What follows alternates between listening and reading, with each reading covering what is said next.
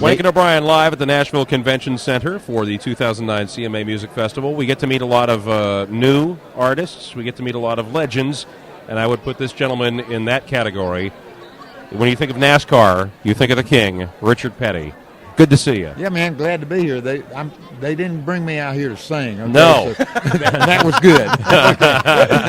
Hey, thank you, and thank John Andretti for giving us one of the most exciting bump days we have ever had. We've had in memory, it seems like, at the Indy 500. It was pretty exciting from our side, and I know from John's side.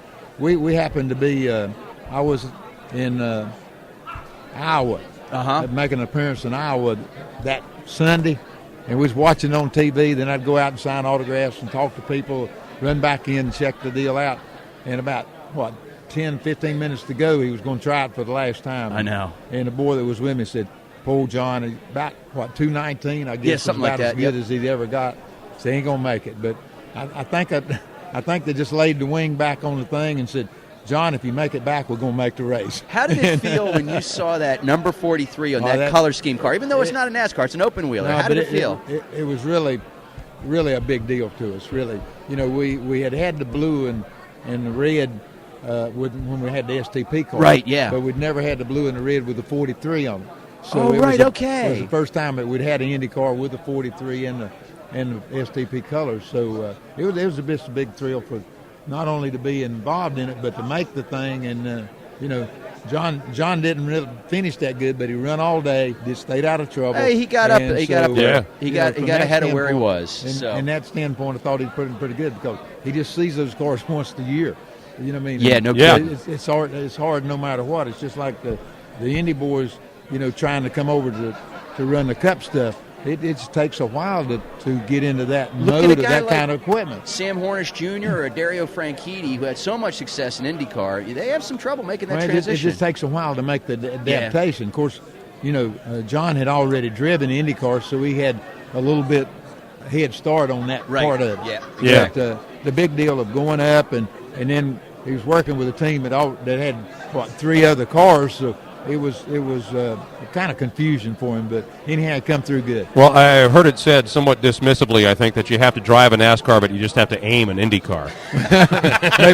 maybe that's what it is. I don't know where a fortune or misfortune of never driving an IndyCar, but I'm too far down the road now, so I'm going to let John do all the driving on that. We're talking to Richard Petty, and you're coming back to town in just a couple of weeks. We'll see you again in Indianapolis. Yeah, we're looking forward to the 400. It's been a big boost. When we went to Indy, it opened a lot of eyes to the rest of the world, I guess, that the Cup Series was big enough to run Indy.